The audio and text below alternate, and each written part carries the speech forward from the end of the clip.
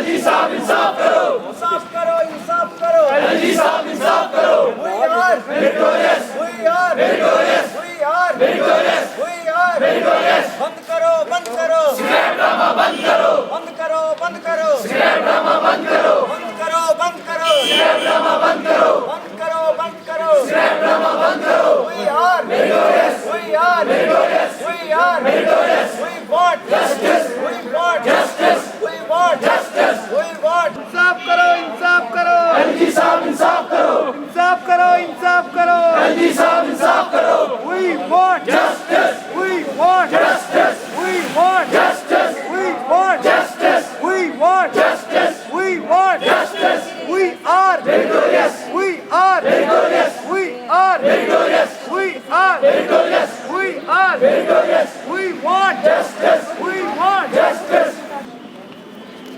नाज़रीन अस्सलाम वालेकुम, आप देख रहे हैं CNI हाया जावेद के साथ। अभी आप हमारे पीछे देख रहे हैं कि आज 7वां दिन है। 7वें दिन भी ये जो यहाँ पे स्टूडेंट्स हैं जिन्होंने एग्ज़ाम दिया था फाइनेंस डिपार्टमेंट में एज अ अकाउंटेंट असिस्टेंट, इनके नताइज भी सामने आए थे, लेकिन आखिरी लम्हात में वो जो लिस्ट है इनका जो मंजर आम पे लाना था उससे रोक दिया गया। यहाँ बताया जाता है कि इसमें धांधलियाँ हुई है, वजूहात वही बताए जाते हैं, लेकिन ये जो लोग हैं लगातार पिछले 7 दिनों से एहतजाज कर रहे हैं। हालांकि परसों भी बहुत बारिश हो रही थी और ये बच्चे जो है बराबर यहाँ पे एहतजाज में शामिल थे। आज शिद्दत की धूप है और इस धूप में भी ये लोग बराबर खड़े हैं। यहाँ पे अभी सबसे देखने वाली बात यह है कि 7 दिनों से लगातार प्रोटेस्ट करने के बावजूद यहाँ पे इंतज़ामिया का कोई शख्स इनसे ये पूछने नहीं आया कि आखिर आप चाहते क्या है। अपनी चाहत का इजहार तो ये पहले ही कर चुके हैं, लेकिन कम से कम इनका हौसला बंधाने के लिए कोई सरकारी मशीनरी का कोई भी शख्स इनसे पूछने नहीं आया। नतीजा ये निकलता है कि ये पिछली बार यहाँ प्रेस कॉलोनी में भी थोड़ा सा लाठीचार्ज भी हुआ, इन पे वायलेंस भी हुई थोड़ी सी, लेकिन पुलिस ने कंट्रोल कर दिया।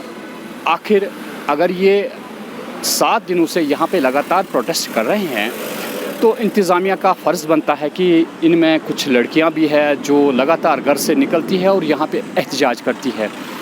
हम सरकार से सवाल करते हैं कि अगर आपने क्या कुछ फ़ाइनल डिसीजन लेना है, कम से कम इन्हें एक टेबल पे बिठाइए और इन्हें मुतमईन कीजिए। जो सरकार ने फ़ैसला लेना है इन्हें भी कॉन्फिडेंस में आप लीजिए, ताकि ये एहतजाज करने पे प्रेस कॉलोनी में मजबूर ना हो जाए।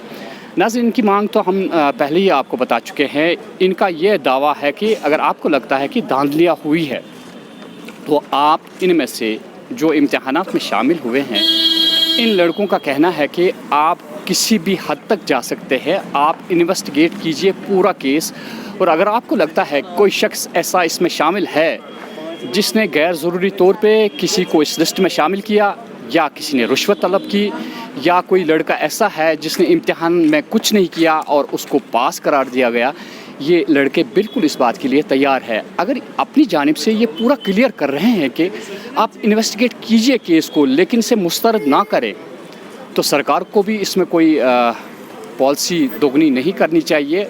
अगर इनको यकीन दिलवाया जाए कि हाँ वाकई इसमें इन्वेस्टिगेशन की जाए, बाकी आप सिरे से इसको ख़त्म कर रहे हैं, इस बात के लिए ये तैयार नहीं है। कुछ लड़के इसमें ऐसे भी हैं जिनका ये कहना है कि अरसे दराज से 4 साल से 5 साल से इस एग्ज़ामिनेशन के लिए ये प्रिपरेशन कर रहे हैं।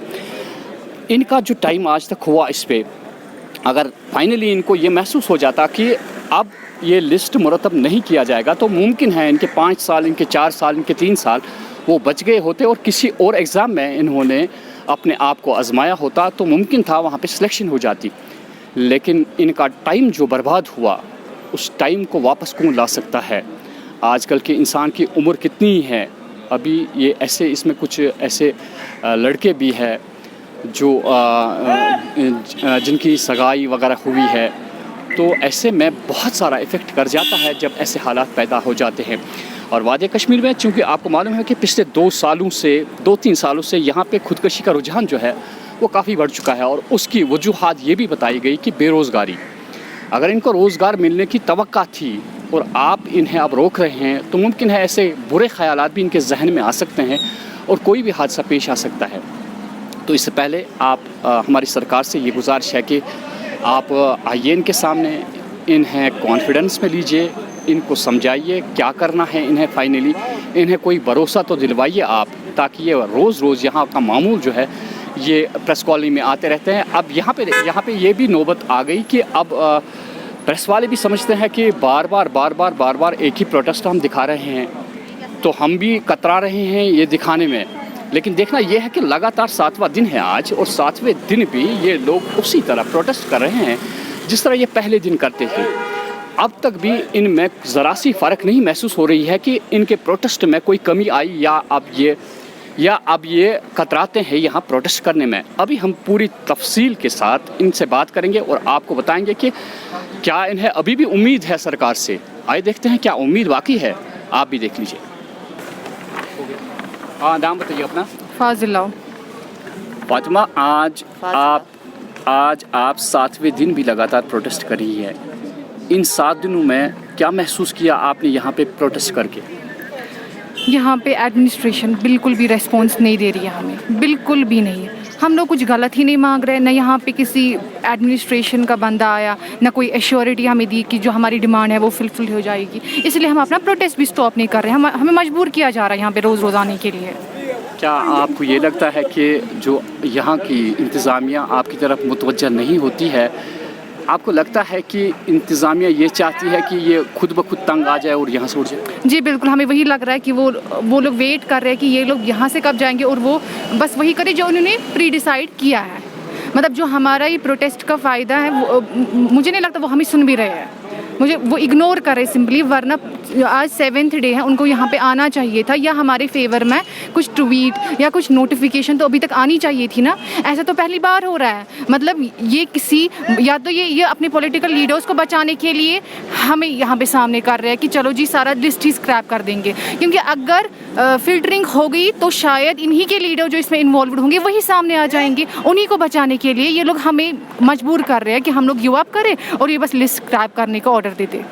اگر ایڈمنسٹریشن نہیں آئی یہاں پہ تو کتنی دیر تک آپ پروٹیسٹ کریں گے؟ انڈیفینٹ پیریڈ, چاہے وہ 15 دن ہو, چاہے وہ 1 مہینہ ہو, چاہے وہ 2 مہینے ہو. کیونکہ وی ہیو گیون ہم نے جو بھی ہمارا پورا ٹائم تھا ہم نے بخوبی ایمانداری سے, ہم نے بخوبی محنت سے ہم لسٹ میں آئے تھے. اور یہ ہم اپنے آپ کو بچانے کے لیے جو بھی اب ان کے بگ فشز ہے جو پھنسنے والے ہیں اور جو بھی ہے ان کو یہ شیلڈ کر رہے ہیں, اور ہمیں یہ ایسے ہی چھوڑ رہے ہیں. یہ خود کب تھک جائیں گے, بٹ ہم تھکنے والے نہیں ہیں. جو بندے محنت کر کے لسٹ میں آ سکتے ہیں وہ ہم اپنا حق مانگ بھی سکتے ہیں, اور ہمیں اپنا حق مانگنا آتا بھی ہے.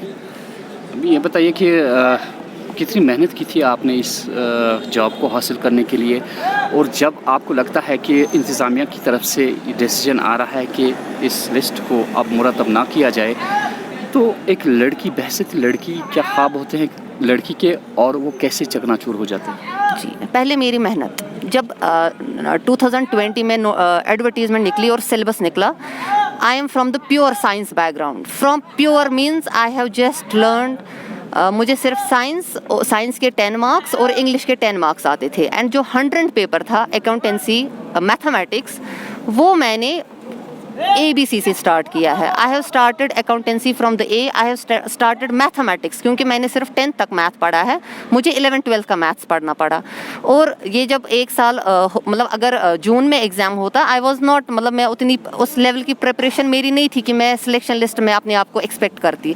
بٹ جب یہ ایگزام کھینچتا گیا اور میری پریپریشن, میں نے اپنے آپ کو پورے ایک کمرے میں بند کیا. میری پریپریشن آئی ہیو مطلب میں نے NCERTs جو بھی تھی, میں نے NCERTs جو بھی جس سبجیکٹ کی تھی وہ میں نے ساری, ایون میتھ, اکاؤنٹنسی اور اسٹیٹسٹکس اور اکانومکس جو بھی تھا وہ میں نے سارا پڑھا, تب جا کر آج میں لسٹ میں ہوں.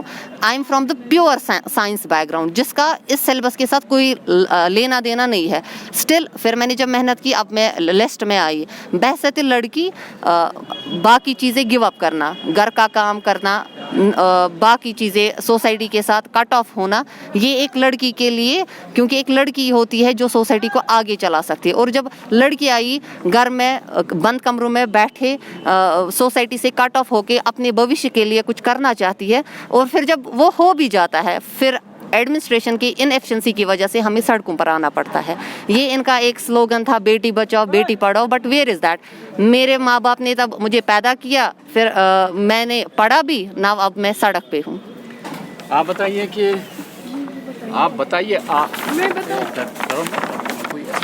ایک سے آپ پوچھیے وہاں سے کہ آپ سی بی آئی انکوائری چاہتے ہیں. اگر کوئی اور پوسٹ نکلا یہاں پہ کسی ایگزام کے لیے جسے آپ کو کہا جائے یا آپ دیکھیں گی کوئی ایڈورٹیزمنٹ ہے, کیا آپ وہی بھروسہ کریں گی؟ کیا اسی بھروسے کے اعتبار سے آپ دوبارہ ایگزام دے سکتی ہیں کہیں, یا بھروسہ ٹوٹ گیا؟ ہمارا بھروسہ بالکل ٹوٹ گیا ہے, ہمیں بھروسہ ہی نہیں رہا. جب کلپریٹ سامنے ہی نہیں آ رہے, اگر یہ لوگ خدا نہ خواستہ اسکریپ کریں گے تو ہمارے جو اس میں انوالو ہے ان کو ہم دیکھیں گے بھی نہیں, وہ سامنے نہیں آئیں گے, ہمیں کیسے بھروسہ رہے گا؟ کل کو پھر سے یہی ہوگا, اور ہم کیسے بھروسہ کر سکتے ہیں ایسی ایڈمنسٹریشن پہ؟ ویٹ کرتے ہیں, ٹرانسپیرنسی